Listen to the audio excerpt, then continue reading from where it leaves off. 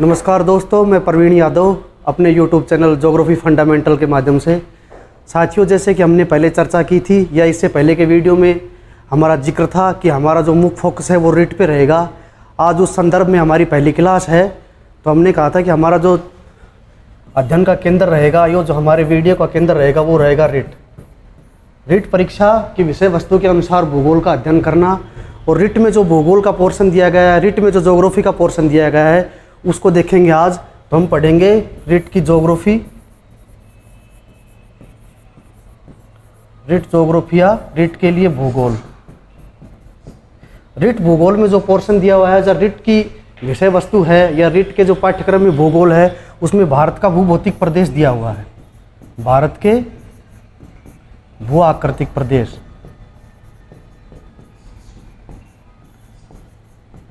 भारत के भूआकृतिक प्रदेशों का जिक्र किया गया है। रीट के पाठ्यक्रम में हम कहें कि भारत की फिजिकल ज्योग्राफी का पोर्शन है। भारत की फिजिकल ज्योग्राफी पढ़ने से पहले हम फिजिकल ज्योग्राफी के बारे में थोड़ी जानकारी लेंगे या उसकी पृष्ठभूमि को समझने की कोशिश करेंगे, या मैं दूसरे शब्दों में कहूँ कि भारत के भौतिक भूगोल को पढ़ने से पहले हम थोड़ा भौतिक भूगोल के बारे में जानेंगे या उसका व्याख्यात्मक अध्ययन करेंगे, या मैं कहूँ कि भौतिक भूगोल क्या है ये जानने की कोशिश करेंगे। तो हम क्या जानने करेंगे, व्हाट इज़ फिजिकल ज्योग्राफी।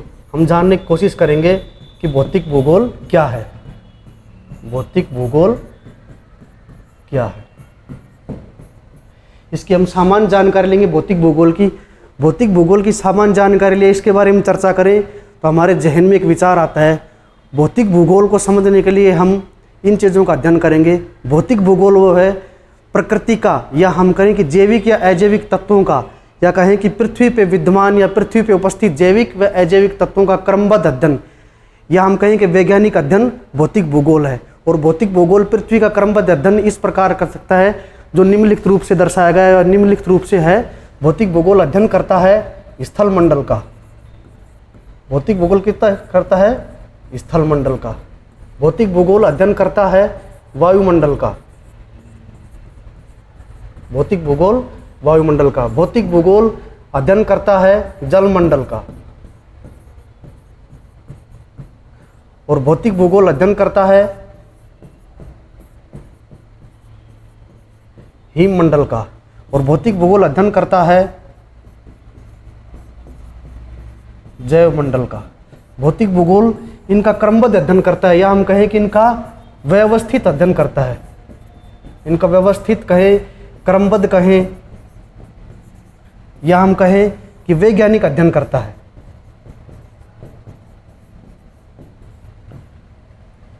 ये सब कोट किसके अनुसार, ये है प्रोफेसर सविंदर सिंह के अनुसार। प्रोफेसर सविंदर सिंह के अनुसार, प्रोफेसर सविंदर सिंह के अनुसार भौतिक भूगोल क्या है, प्रकृति का जैविक व अजैविक तत्वों का क्रमबद्ध अध्ययन। एक दूसरे रूप में हम समझें कि हम समझें कि भौतिक भूगोल का दर्शन क्या है। हम सोचें या इसकी मूल अवधारणा समझें कि भौतिक भूगोल का दर्शन है पृथ्वी के जीवन का अध्ययन। इस एक शब्द में या वन लाइनर में हम इसको समझ सकते हैं कि भौतिक भूगोल का दर्शन क्या है। भौतिक भूगोल का दर्शन है कि पृथ्वी पे जो जीवन है उसका व्यवस्थित और वैज्ञानिक अध्ययन। भौतिक, इसको ऐसे लिख सकते हैं, ऐसे समझ सकते हैं, भौतिक भूगोल किसका दर्शन है, जीवन का। और जीवन पृथ्वी के जीवन का, पृथ्वी के जीवन का दर्शन या पृथ्वी के जीवन का अध्ययन भौतिक भूगोल है। इसी क्रम में हम आगे बढ़ते हैं। इसी क्रमबद्ध अध्ययन को 3 रूपों में विभाजित किया है। ये इसको 3 उच्चावच या 3 श्रेणियों में, या हम कहें कि 3 प्रक्रमों में बांटा गया है। इसमें प्रथम श्रेणी या प्रथम प्रक्रम में आते हैं, इसमें आते हैं प्रथम श्रेणी के उच्चावच। प्रथम श्रेणी के उच्चावचों में आएंगे महाद्वीप एवं महासागरों का अध्ययन करेगा। महाद्वीप एवं महासागरों का अध्ययन। भौतिक भूगोल प्रथम श्रेणी के उच्चावचों में महाद्वीप एवं महासागरों का अध्ययन करेगा। और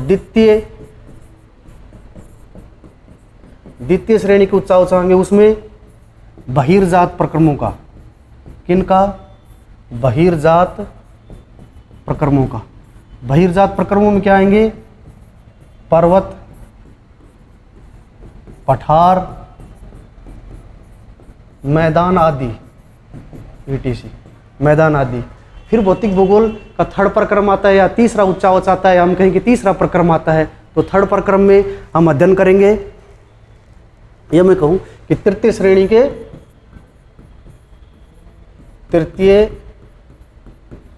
श्रेणी के उच्चावच, इसके अंतर्गत अंतर्जात प्रक्रम आएंगे।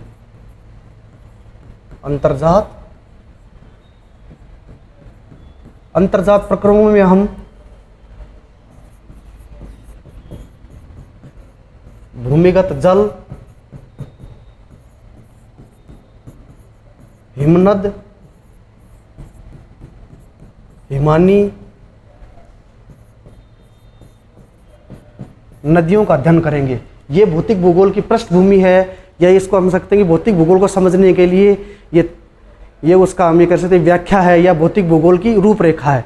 इसको एक नोट के यानी नोट डाल के एक तथ्य के रूप में भी इस चीज़ को समझ सकते हैं, एक फैक्ट के रूप में जो लेंगे, जो मेरा मानना है कि परीक्षा उपयोगी हो गया। एक फैक्ट है, ये हमारी पृथ्वी है,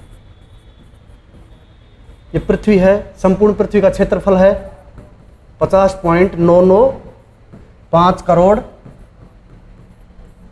वर्ग किलोमीटर। ये हमारी संपूर्ण पृथ्वी का क्षेत्रफल है। इसमें स्थल मंडल है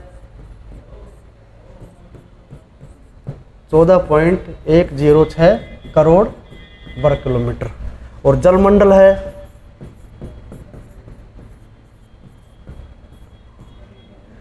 या जो जल वाला पोर्शन है, महासागर महाद्वीप हैं, ये हैं 36.889 करोड़ वर्ग किलोमीटर। भौतिक भूगोल क्या करता है, जैसे हमने पहले की व्याख्या में उसके संदर्भ में समझा कि भौतिक भूगोल का मतलब है संपूर्ण पृथ्वी का अध्ययन। तो इस आंकड़े के माध्यम से, एक फैक्ट के माध्यम से हम भौतिक भूगोल को समझ सकते हैं। अब आगे की रूपरेखा जो भौतिक भूगोल की है, उसकी भारत के रूप में हम समझेंगे। और आज के भारत भूगोल की शुरुआत, या हम कहें कि आज के फिजिकल ज्योग्राफी की शुरुआत या फिजिकल ज्योग्राफी ऑफ इंडिया की शुरुआत हम कुछ फैक्ट से लेकर करेंगे जो भारत से संबंधित हैं। आज हम भारत के संपूर्ण, जो भारत क्या है, हम एक उपमहाद्वीप मानते हैं कि भारतीय उपमहाद्वीप के सब तथ्यों का अध्ययन करते हुए आगे बढ़ेंगे। तो चलो देखते हैं, फर्स्ट में लेते हैं हम भारत का भूगोल। हमारे सामने आता है भारत का भूगोल। तो भारत का भूगोल हम पढ़ते हैं कि भूआकृतिक प्रदेश। इस भूआकृतिक प्रदेश में हम देखते हैं कि हमारे भारत का संपूर्ण क्षेत्रफल, या भारत का संपूर्ण क्षेत्रफल 32,87,263 वर्ग किलोमीटर है। ये भारत का भौगोलिक क्षेत्रफल है। अब भारत का सकल प्रशासनिक क्षेत्रफल आता है जो 31,66,66 किलोमीटर के समथिंग है। ये सकल प्रशासनिक क्षेत्रफल और भौगोलिक क्षेत्रफल, इनमें अंतर है। इस अंतर का कारण है कि 1,20,000 वर्ग किलोमीटर के लगभग का क्षेत्रफल पाकिस्तान और चीन के कब्जे में है। पाकिस्तान और चीन के कब्जे में होने के कारण हमारा प्रशासनिक क्षेत्रफल इतना है। तो उस फैक्ट को आगे देखते हैं। ये पाकिस्तान 78,114 किलोमीटर स्क्वायर क्षेत्रफल पाकिस्तान के कब्जे में है, और 37,555 किलोमीटर का क्षेत्रफल चाइना के कब्जे में है। लेकिन पाकिस्तान ने, ये पाकिस्तान का अवैध कब्जा है, इसमें पाकिस्तान का अवैध कब्जा है, और इसमें चाइना का अवैध कब्जा है, चाइना का अवैध कब्जा है। और ये क्षेत्रफल है 51,180 किलोमीटर। ये पाकिस्तान ने हस्तांतरित कर दिया। पाकिस्तान ने किसको हस्तांतरित कर दिया? चाइना को। तो इस पे अभी फिलहाल किसका? चाइना का कब्जा है। इस कारण से हमारा जो क्या है, अब कहें कि प्रशासनिक क्षेत्रफल वो क्या है, 31,66,000 वर्ग किलोमीटर के लगभग। इन्हीं फैक्टों के साथ आगे बढ़ते हैं, देखते हैं। अब हम देखते हैं हमारा जो भूमंडल है संपूर्ण पृथ्वी का, जैसे हमने पीछे जिक्र किया था संपूर्ण पृथ्वी का क्षेत्रफल। तो संपूर्ण पृथ्वी का क्षेत्रफल देखा था, उसका 0.57% इंडिया है। जो इंडिया का क्षेत्रफल है संपूर्ण भूमंडल का 0.57%। इसमें महाद्वीप और महासागरों का क्षेत्रफल भी आता है। इसमें किसका आएगा? महाद्वीप एवं महासागरों, ये दोनों इसमें इंक्लूड है। उसके बाद आता है स्थल भाग, जो संपूर्ण पृथ्वी का स्थल भाग है, जो कितना था 14.106 करोड़ वर्ग किलोमीटर, उसका अपना 2.4% है, 2.4% है इंडिया। भारत का अक्षांश विस्तार देखेंगे, भारत का अक्षांश विस्तार 8 degree 4 north to 37.6 degree north. ये क्या है, इसका उत्तरी अक्षांश भारत का विस्तार है। और इन दो अक्षांशों के मध्य की दूरी, इन विस्तार अंतर, इन दोनों के बीच के अंतर है 29 डिग्री 2 उत्तरी अक्षांश का, और इनकी दूरी, अक्षांशों के बीच की दूरी है 3214 किलोमीटर। चलो आगे देखते हैं। उसके बाद आता है देशांतरी विस्तार। देशांतरी विस्तार है 68 डिग्री 7 पूर्वी देशांतर से लेकर के 97 डिग्री 25 पूर्वी देशांतर, और देशांतरी अंतर है 29 डिग्री 18। जो हमारे देशांतरी अंतर है वो 29 डिग्री 18 है। और मध्य की दूरी इन दोनों देशांतरों के मध्य की दूरी है 2933 किलोमीटर, 2933 किलोमीटर। अब इसी के साथ ही हम आगे बढ़ते हैं, या हम समझते हैं आगे के भारत के ज्योग्राफी से संबंधित फैक्ट को। अब भारत का किन किन पड़ोसी देशों के साथ कितनी सीमा लगती है, अब ये फैक्ट को देखेंगे कि भारत का किन किन पड़ोसी देशों के साथ कितनी सीमा लगती है। इस फैक्ट को समझने से पहले थोड़ा मैप से समझने की कोशिश करेंगे।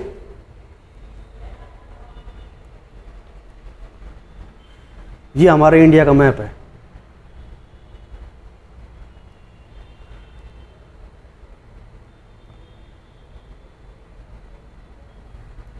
ये देखते हैं,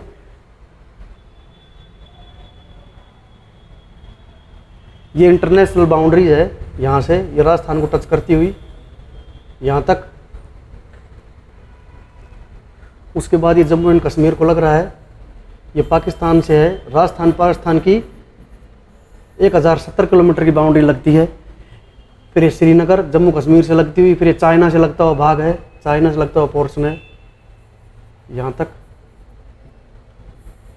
ये नेपाल का है, ये नेपाल उत्तर प्रदेश या बिहार के टच होता हुआ। फिर ये भूटान आता है,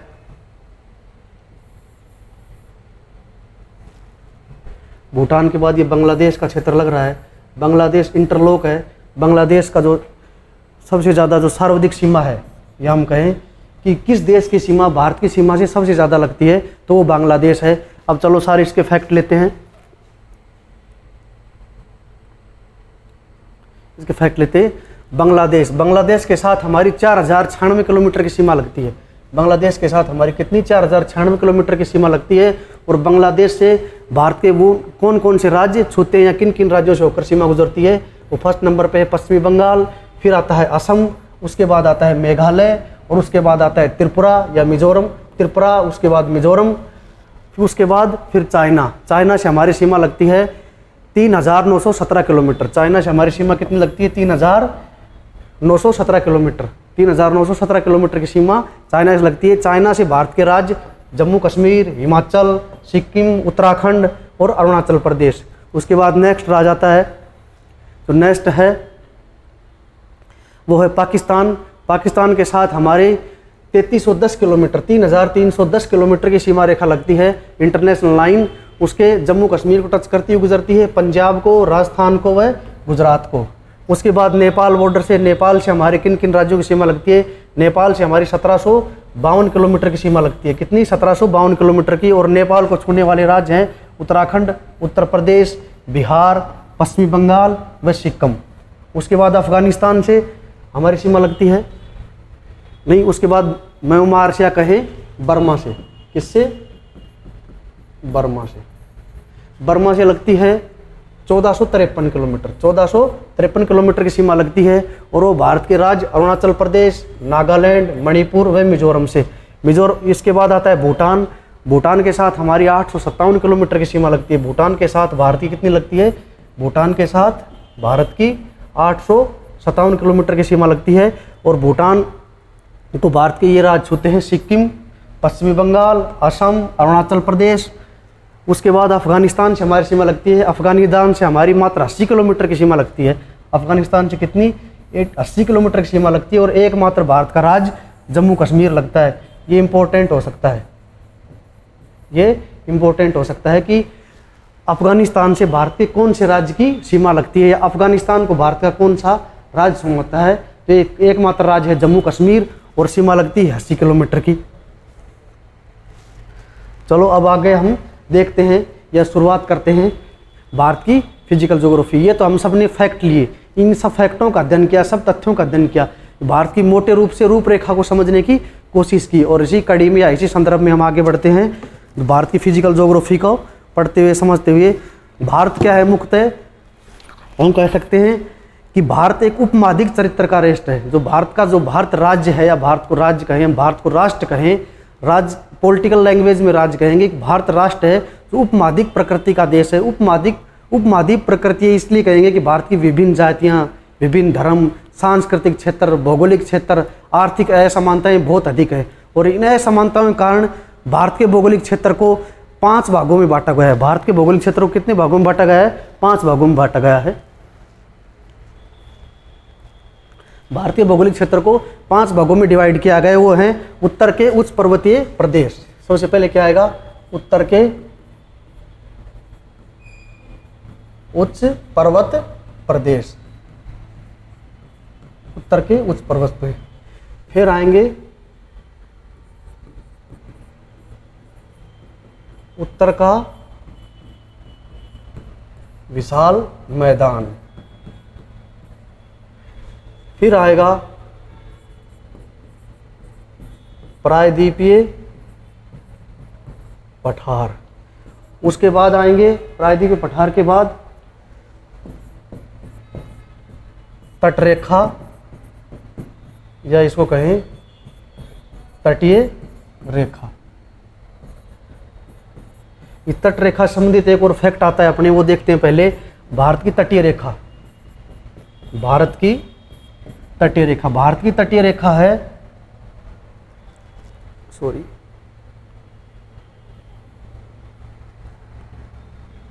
भारत की तटीय रेखा है, ये तो भारत की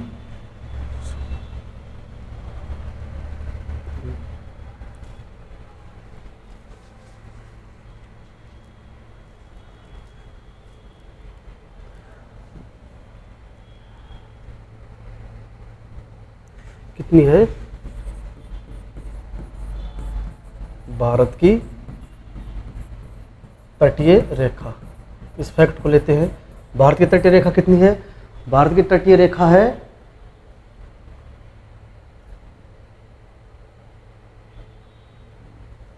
6100 किलोमीटर। और भारत की हम कहें जलीय द्वीप या कहें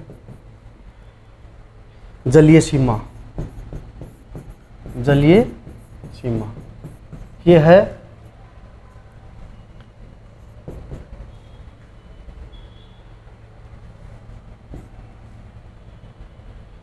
7516 वर्ग किलोमीटर। चलो अब हम देखते हैं, या हम शुरुआत करते हैं। एक बात कहा था, द्वीप तथा द्वीप समूह, द्वीप तथा द्वीप समूह। ये क्या है? ये भारत का भौगोलिक क्षेत्र का विभाजन है, या हम कहें कि भारत का भौगोलिक क्षेत्र का विभाजन है। भारत का भौगोलिक क्षेत्र कितने भागों में बटा हुआ है? भारत का भौगोलिक जो विवरण है या भारत का भौगोलिक क्षेत्र है वो 5 भागों में बटा हुआ है। पहला है उत्तर के उच्च पर्वतीय प्रदेश, सेकंड है उत्तर का महान मैदान, फिर है प्रायद्वीपीय पठार, उसके बाद आता है तटीय मैदान, और उसके बाद आता है द्वीप तथा द्वीप समूह। अब हम शुरुआत करते हैं उत्तर के उच्च पर्वतीय प्रदेश से। जो हमारे उत्तर के उच्च पर्वतीय प्रदेश है उनसे शुरुआत करते हैं। शुरुआत किससे करते हैं? उत्तर के उच्च पर्वत प्रदेश से, उत्तर के उच्च पर्वत प्रदेश, इनसे शुरुआत करते हैं। उत्तर के उच्च पर्वतीय, ये भारत का नवीन भूआकृतिक प्रदेश है। जो उत्तर का उच्च पर्वतीय प्रदेश है भारत का है नवीन भूआकृतिक प्रदेश है।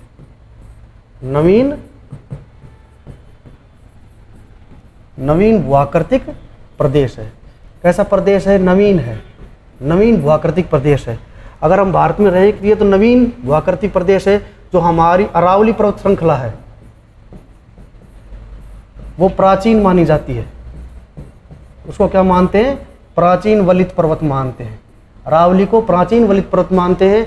और जो उत्तर का उच्च पर्वतीय प्रदेश है उसको नवीन वलय पर्वत मानते हैं। इसका हम कहें इस प्रदेश का विकास, इसका विकास क्रेटिशियस कल्प से आरंभ होकर के और अल्पाइन हलचल के परिणाम स्वरूप हुआ। क्रेटिशियस कल्प से इसका जो शुरुआत हुई और अल्पाइन हलचल के दौरान इसका हुआ। ये वलय श्रृंखला विश्व का सर्वोच्च, इसको कहे विश्व के सर्वोच्च जो पर्वतीय प्रदेश उनमें आता है। और इसमें देखते हैं हम ऊंचे ऊंचे पर्वत, पठार, या इसके कहें कि इसकी जो भूआकृतिक प्रदेश की हाइट कहें या इसकी कहें कि इसकी हाइट है वो अधिक है। और इस हिमालय प्रदेश उत्पत्ति एवं काल के आधार पर तथा स्थिति के आधार पर, आगे हम देखते हैं कि जो हिमालय प्रदेश है या उत्तर का उच्च पर्वतीय प्रदेश है, इसको उत्पत्ति या हम कहें कि विकास या हम कहें कि इसकी स्थिति के आधार पर इसको 3 भागों में बांटा गया है। जो उत्तर का उच्च पर्वतीय प्रदेश है या हिमालय प्रदेश है, इसको उत्पत्ति कहें, विकास कहें, या इसके आधार के अनुसार इसको 3 भागों में बांटा जाए। पहला भाग है ये हिमालय है, इसका डिवाइडेशन किया गया है 3 भागों में। पहला है ट्रांस हिमालय, दूसरा है महान हिमालय, तीसरा शिवालिक। तीसरा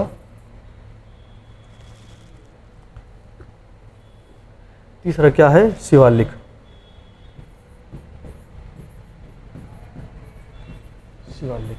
और महान हिमालय, इसको भी कितनी 3 श्रेणियों में बांटा गया। महान हिमालय किस में बांटा गया? या मुख्य हिमालय को इसको महान हिमालय कहेंगे या क्या कहेंगे? मुख्य हिमालय। मुख्य हिमालय इसका पहला भाग है। अब इसको महान हिमालय को या मुख्य हिमालय को पहले कहेंगे महान हिमालय के नाम से जानेंगे। उसके बाद मध्य हिमालय, क्या हिमालय? महान हिमालय और क्या? मध्य हिमालय। उसके बाद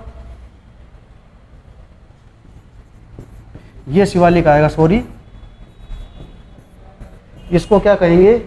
ये पूर्वांचल हिमालय है, ये गलत हो गया था, गलती से, सॉरी। इसको क्या कहेंगे? पूर्वांचल, मिस हो गया दिमाग में इसलिए सॉरी। इसको क्या कहेंगे? पूर्वांचल हिमालय। ये हमारे हिमालय प्रदेश है, या इसको कहें कि उत्तर का उच्च पर्वत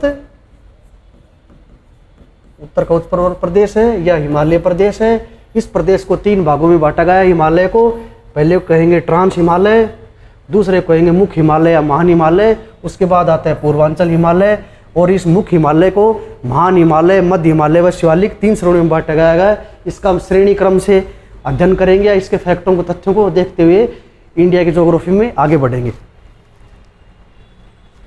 चलो देखते हैं। तो सबसे पहले हम क्या लेते हैं? ट्रांस हिमालय। सबसे पहले क्या लेते हैं?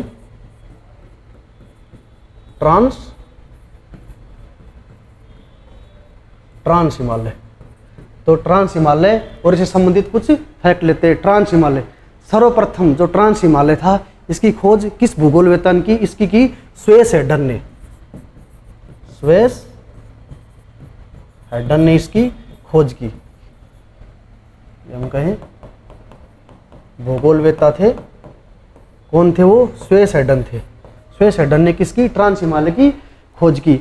और उसने खोज की थी 1906 में। स्वेस हेडन ने कब की? 1906 में। और इसको क्या कहा? मध्य एशिया की, जो इसमें एक वो है काराकोरम, काराकोरम श्रेणी है ट्रांस हिमालय में, उसको कहा मध्य एशिया की रीढ़ कहा, या हम कहें कि मध्य एशिया की रीढ़ की हड्डी कहा। उसने इसको कहा। जम्मू कश्मीर में इसकी लंबाई 1000 किलोमीटर के लगभग है। जो ट्रांस हिमालय है, इसकी जम्मू कश्मीर में लंबाई कितनी है? 1000 किलोमीटर है। और ट्रांस हिमालय की एक और फैक्ट है इससे संबंधित, एक ट्रांस हिमालय में विश्व की सेकंड सबसे ऊंची चोटी है, जो भारत में है। सेकंड सर्वाधिक ऊंची चोटी कौन सी है? K2 या कहें गांडविन आस्टीन। इसकी हाइट कितनी है? इसकी हाइट है 8611 मीटर। K2 की ऊंचाई कितनी है? ये भारत की तो सर्वाधिक, भारत की तो सबसे ऊंची चोटी है, भारत की तो सबसे हाईएस्ट पीक है। और वर्ल्ड की या संसार की कहें, वर्ल्ड की सेकंड सबसे हाईएस्ट पीक कौन सी है? K2। चलो आगे बढ़ते हैं अब हम। इसमें अनेक हिमनद भी पाए जाते हैं। जो ट्रांस हिमालय है इसमें अनेक हिमनद पाए जाते हैं। जैसे भारत का सबसे बड़ा हिमनद सियाचिन में पाया जाता है, भारत का। इसमें अनेक हिमनद, ट्रांस हिमालय में क्या पाए जाते हैं? अनेक हिमनद पाए जाते हैं, अनेक हिमनद पाए जाते हैं। और भारत का सबसे बड़ा हिमनद, भारत का सबसे बड़ा हिमनद सियाचिन घाटी में,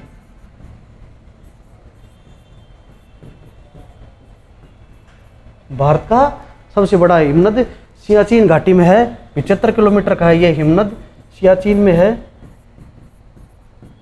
नुब्रा घाटी में। सियाचिन के कहाँ? नुब्रा घाटी में है। उसके बाद इसमें अनेक, हम कहें कि मैदान भी उत्खित मैदान है ट्रांस हिमालय में। उन मैदानों को मुख्य रूप से हैं अनेक उत्खनित मैदान विकसित हुए, जिसमें दिया सोई का मैदान, देसांग का मैदान या सोडा का मैदान व लिंगतोंग का मैदान, जो कि काराकोरम में स्थित है। इसमें अब देखेंगे, इसमें मुख्य रूप से दर्रे भी हैं। जो एक और दर्रे लेते हैं, इसमें बुर्न अनई है, दाराकोट है, किनिक दानव है, मिनटाका है। और सबसे मेन विशेषता है इसमें आंतरिक दर्रे पाए जाते हैं। इसमें आंतरिक दर्रे पाते हैं, उनमें है चोरबातला। आंतरिक दर्रे उनमें मून कौन सा है? आंतरिक दर्रों में चोरबातला। कौन सा दर्रा? चोरबातला, जो मुख्य है। महान हिमालय के बाद हम पढ़ेंगे, ट्रांस हिमालय के बाद हम पढ़ेंगे महान हिमालय या मुख्य हिमालय। ट्रांस हिमालय के बाद हम कौन से हिमालय का अध्ययन करेंगे? जो हमने डिवाइडन किया था, उसके बाद हम करेंगे महान हिमालय का, या कहेंगे मुख्य हिमालय का। मुख्य हिमालय, महान हिमालय या कौन सा? मुख्य हिमालय। मुख्य हिमालय को पहले समझते हैं, फिर सॉर्ट आउट करेंगे। जो मुख्य हिमालय है, महान हिमालय, इसको क्या कहा जाता है? हिमाद्री भी कहा जाता है। इसको कहा जाता है हिमाद्री भी, क्या कहते हैं? हिमाद्री भी कहा जाता है। और इस हिमालय को आंतरिक या भरत हिमालय भी कहते हैं।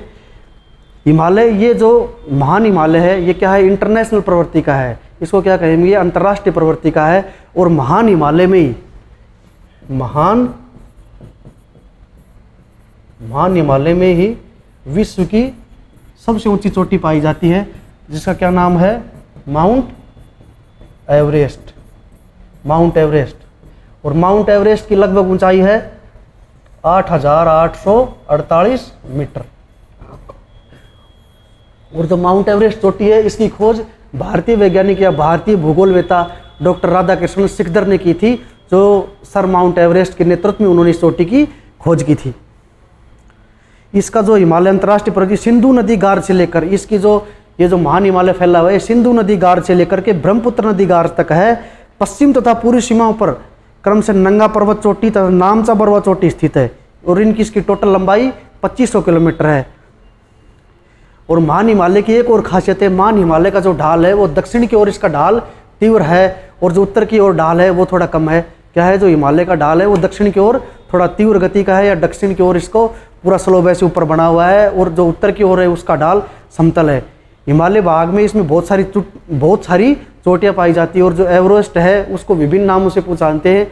और जो एवरेस्ट चोटी वो स्थित है वो नेपाल और तिब्बत बॉर्डर पर है। एवरेस्ट चोटी है जो नेपाल और तिब्बत बॉर्डर पर स्थित है। इसको नेपाल में क्या कहते हैं? सागरमाथा। नेपाल में एवरेस्ट को क्या कहते हैं? माउंट एवरेस्ट को नेपाल में कहते हैं सागरमाथा। ये कहते हैं नेपाल में, नेपाल में इसको कहते हैं सागरमाथा। और यहाँ अनेक हिमनद मिलते हैं। और मुख्य हिमनद कौन कौन से हैं? जो महान हिमालय उसमें अनेक हिमनद मिलते हैं। उनमें है अनेक हिमनद में गंगोत्री, मिलाप, सातोपंच, पिंडारी, माना, भागीरथ। इसमें जो भागीरथ हिमनद है वो उत्तराखंड में वो है प्रसिद्ध है। कौन सा हिमनद है? भागीरथ। ये है उत्तराखंड में, ये फेमस है, ये फेमस है। उसके बाद हम देखते हैं महान हिमालय की कुछ और विशेषताएं। महान हिमालय वर्ष भर, जो महान हिमालय वर्ष भर हिमाच्छिद रहता है। महान हिमालय में वर्ष भर बर्फ पड़ती रहती है, बर्फ गिरती रहती है, वर्ष भर हिमाच्छादित रहता है और इसमें निचले ढाल पर विश्व की सभी प्रकार की वनस्पतियाँ स्थित हैं। लेकिन जो महान हिमालय है, जो मैंने बताया था कि दक्षिण की ओर इसका ढाल तीव्र है और उत्तर की ओर इसका ढाल थोड़ा स्लोप कम है, या उत्तर की ओर ढाल मैदान रूप में है, इसलिए विश्व की ज़्यादातर वनस्पतियाँ महान हिमालय में मिलती है, महान हिमालय में पाई जाती है। और इस महान हिमालय की एक और विशेषता है, महान हिमालय में या हम कहें मुख्य हिमालय में, इसमें अवसादी चट्टानें पाई जाती हैं। अवसादी चट्टान, या हम कहें इसमें ग्रेनाइट की चट्टानें भी पाई जाती हैं महान हिमालय में। उसके बाद हम किसका अध्ययन करते हैं? उसके बाद हम महान हिमालय के बाद मध्य हिमालय का करते हैं। महान हिमालय के बाद किसको देखते हैं? मध्य हिमालय को। किसको? मध्य हिमालय को। मध्य हिमालय का वर्णन करेंगे। मध्य हिमालय को लघु हिमालय भी कहा जाता है। मध्य हिमालय को क्या कहते हैं? लघु हिमालय। क्या कहते हैं? लघु हिमालय। मध्य हिमालय को क्या कहते हैं? लघु हिमालय भी कहा जाता है। मुख्य केंद्रीय क्षेत्र महान हिमालय से अलग करता है, जो इसको क्या कहेंगे? BMB कहते हैं। BMB, मुख्य क्षेप क्षेत्र। ये BMB है, ये इसको मध्य हिमालय को किससे अलग करता है? महान हिमालय से। किससे? महान हिमालय से अलग करता है, ये इसकी विशेषता है। और महान हिमालय है वर्तमान में केवल भूटान तक ही दिखाई देता है। महान हिमालय है जो हिमालय की जो पर्वत की, जो हम कहें कि पहाड़ी के रूप में या पर्वत के रूप में जो महान हिमालय है, जो मध्य हिमालय, सॉरी महान हिमालय नहीं, मध्य हिमालय है, वो भूटान तक की सतह के रूप में दिखाई देता है। अरुणाचल प्रदेश से, जो अपने इंडिया के अरुणाचल प्रदेश के बाद ये भूमिगत हो जाता है, और इसका ये क्या है? भूमिगत हो जाता है। और अत्यधिक विवर्तनिक और संपीड़न बल के कारण, या हम कहें कि भूकंप और ज्वालामुखी की प्रक्रिया के कारण जो हिमालय में वर्तमान में भूकंप और जो ज्वालामुखी घटनाएं अधिक हो रही है, इनके कारण, या कहें कि प्राचीन काल से चल रही भूगर्भिक हलचलों के कारण जो दिखाई देता है, अरुणाचल प्रदेश के बाद ये भूमिगत हो जाता है, दिखाई देता है। और इसमें अनेक क्या है, जो घूमने के, या हम कहें कि इसके जो मध्य हिमालय है, इसका क्लाइमेट है, इसकी जलवायु है, वो इस तरह की है कि इसमें बहुत सारे जो हम कहें कि वनस्पतियाँ या औषधीय रूप में, या कहें कि जो हेल्थ फ्रेंडली है। मध्य हिमालय क्या है, मोटे रूप में कहीं समझ ले क्या है कि ये क्या है? हेल्थ फ्रेंडली है। इस चीज़ को हम समझेंगे। मध्य हिमालय संसाधन और वनस्पतियों से घिरा हुआ, मैंने कहा था ये हेल्थ फ्रेंडली है। क्या है? जो मध्य हिमालय है वो संसाधन और वनस्पतियों से घिरा हुआ है। इसमें अनेक घाटियाँ हैं, जैसे कश्मीर की घाटी, जम्मू कश्मीर, कांगड़ा कुल्लू की घाटी हिमाचल प्रदेश में, काठमांडू घाटी नेपाल में, तथा थिम्पू घाटी भूटान में। और महान हिमालय के निचले ढाल पर घास के मैदान पाए जाते हैं। ये मेन फैक्ट है। जो है मध्य हिमालय है, इसमें क्या है? घास के मैदान पाए जाते हैं। और इनको क्या कहते हैं? बुगलाया। इनको कहते हैं बुगलाया कहते हैं स्थानीय भाषा में। और क्या कहते हैं? इनको मर्ग कहते हैं। और ये मर्ग मुख्य रूप से क्या है? जैसे सोनमर्ग, गुलमर्ग, ETC आदि। और इनको उत्तराखंड में क्या कहते हैं? इन घास के मैदानों को मैंने कहा था बुगलाया या प्यार कहते हैं। प्यार, बुगलाया, प्यार, ये इसकी विशेषताएं हैं। अब आगे देखते हैं नेक्स्ट। अब आता है शिवालिक, जो क्या है? हमने हिमालय का वर्गीकरण किया था 3 में, जिसमें पहला हमने पढ़ा। उसके बाद सेकंड के जो है मध्य हिमालय, महान हिमालय के हम भाग पढ़ रहे हैं, उसमें लास्ट क्या आता है? शिवालिक। तो शिवालिक को देखते हैं, शिवालिक का अध्ययन करते हैं। शिवालिक हिमालय का निर्माण आज से लगभग 25 लाख पूर्व, इसको फैक्ट पे आ जाता है। शिवालिक जो हिमालय, इसका निर्माण हम इसका क्या है? इसका अध्ययन कर सकते हैं, या इसका क्या है? इसका डाटा आ जाता है कि इसका निर्माण कब हुआ। तो हम कहेंगे शिवालिक हिमालय का निर्माण कब हुआ? शिवालिक हिमालय का निर्माण 25 लाख वर्ष पूर्व। कब हुआ? 25 लाख वर्ष पूर्व हुआ था शिवालिक हिमालय। शिवालिक का वास्तविक विस्तार पाकिस्तान के पोतावर पठार के से लेता हुआ पेशावर से होता हुआ ब्रह्मपुत्र नदी घाटी से, पेशावर से लेकर ब्रह्मपुत्र नदी घाटी से होता हुआ है। और इसमें जो आते हैं, इसका जो है, इसमें अनेक भूगर्भ शास्त्रियों का मानना है, जो शिवालिक हिमालय है इसके बारे में अनेक भूशास्त्रियों का क्या मानना है। अनेक भूगर्भ शास्त्री मानते हैं कि शिवालिक हिमालय वह प्राचीन काल में इंडो ब्रह्म या शिवालिक नदी प्रभावित होती थी। प्राचीन भूगर्भ शास्त्रियों का ये मानना है कि जो शिवालिक है इससे पहले इंडो ब्रह्म नदी जो है प्रभावित होती थी, या इंडो ब्रह्म नदी उधर से गुजरती थी और अरब सागर के 33 सागर में गिरती थी। और उनका मानना है कि जो इंडो ब्रह्म नदी गुजरती थी वो अरब सागर में गिरती थी। शिवालिक नाम का प्रयोग पिलग्रिम ने किया। सबसे पहले शिवालिक है इसका नाम का प्रयोग, या ये फैक्ट लेते हैं,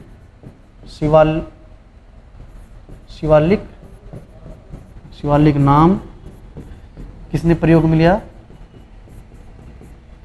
ये लिया था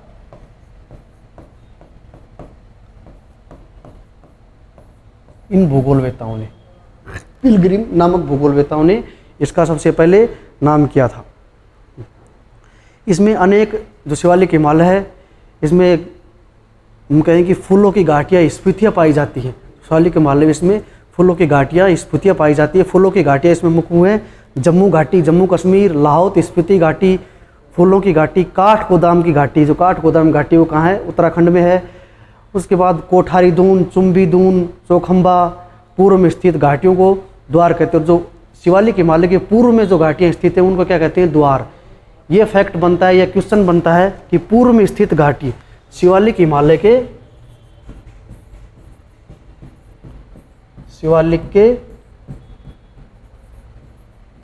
पूर्व में स्थित घाटियों क्या कहते हैं? द्वार कहते हैं। और इसका उदाहरण है, द्वार कहते हैं अपने यहाँ हरिद्वार शिवालिक के पूर्व में स्थित है, इसलिए वो एक स्फूर्ति घाटी है, इसलिए उसको क्या कहते हैं? इसको कहते हैं द्वार कहते हैं। शिवालिक हिमालय पर्णपाती व आर्द्र है। शिवालिक हिमालय शीतोष्ण वनस्पतियों से ढका हुआ है। तो शिवालिक हिमालय है, इसकी मेन विशेषता क्या है? कि पर्णपाती है, यानी कि पतझड़ टाइप के वन मान सकते हैं। इसकी वनस्पति क्या है? पर्णपाती है, या हम कहें कि थोड़ा मानसूनी है, या हम कहें कि आर्द्र रूप में है। उसके बाद आता है पूर्वांचल हिमालय। उसके बाद हम किसको देखेंगे? पूर्वांचल हिमालय। ये लास्ट है पूर्वांचल हिमालय। पूर्वांचल हिमालय, इसकी विशेषताओं का अध्ययन करेंगे। पूर्वांचल हिमालय, ये हिमालय अरुणाचल प्रदेश से कहाँ से शुरू होता है? अरुणाचल प्रदेश के उत्तर पूर्वी भाग से तीक्ष्ण मोड़ बनाते हुए जो यह है पूर्वांचल हिमालय, ये अरुणाचल प्रदेश है अपने, जैसे ये देखा था आपने मैप में,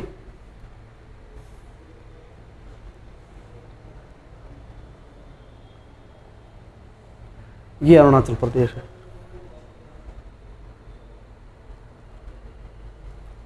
ये अरुणाचल प्रदेश है, ये अरुणाचल प्रदेश का हिस्सा है। अरुणाचल प्रदेश से तीक्ष्ण मोड़ दक्षिण की ओर स्थानांतरित होता है। अरुणाचल प्रदेश से तीक्ष्ण मोड़ बढ़ाते हुए ये है, ये अरुणाचल प्रदेश है। यहाँ से मोड़ बनाते हुए क्या होता है? दक्षिण की ओर, नीचे की ओर आता है शिवालिक हिमालय। क्या आता है? नीचे की ओर आता है। और दक्षिणी विस्तार को पूर्वांचल हिमालय कहा जाता है। और जो नीचे की ओर आता है ना, इसको क्या कहते हैं? इसको कहते हैं पूर्वांचल हिमालय। जो ये गुजरता है इसको क्या कहते हैं? पूर्वांचल हिमालय के नाम से जाने जाते हैं। और इसमें अनेक घाटियां हैं या अनेक या कहीं पहाड़ियां हैं, उन सब का अध्ययन करेंगे। पूर्वांचल पहाड़ियों की सर्वोच्च बिंदु, जो पूर्वांचल की पहाड़ियां हैं उनका सर्वोच्च बिंदु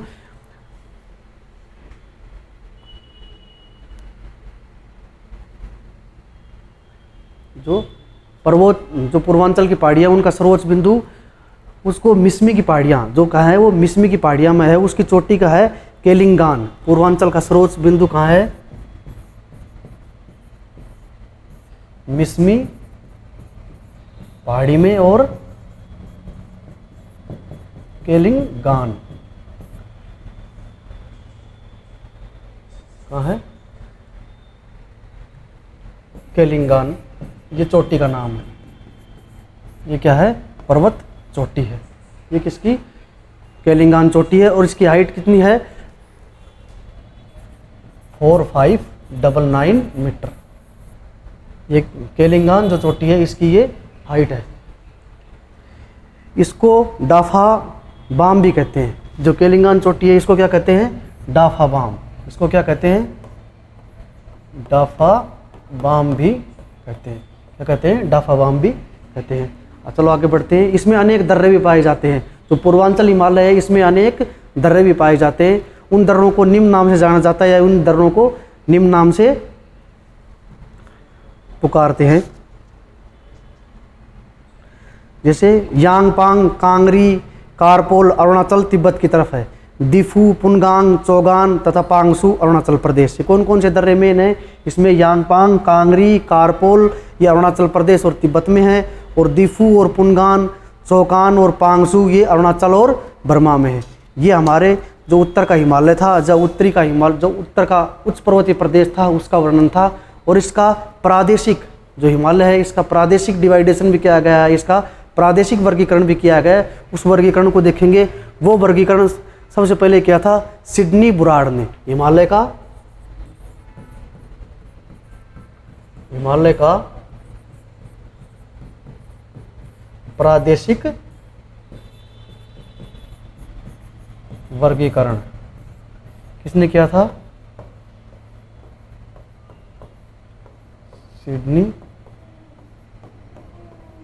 सिडनी बुराड़ ने। इन्होंने क्या कहा था? हिमालय का प्रादेशिक वर्गीकरण किया था। और इन्होंने प्रादेशिक वर्गीकरण हिमालय को 4 प्रदेशों में भागा, 4 प्रदेशों में बांटा। सिडनी बुराड़ ने कितने प्रदेश में बांटा हिमालय को? 4 प्रदेश में। और इनका वर्गीकरण किस आधार पे था? नदी गार्ज के आधार पर। नदी गार्ज के आधार पर। अब नदी गार्ज के आधार पर हिमालय का वर्गीकरण है, उसको समझेंगे या उसको देखने की कोशिश करेंगे। नदी गार्ज पे सबसे पहले कश्मीर या पंजाब हिमालय। कश्मीर सबसे पहले कौन सा आता है? कश्मीर या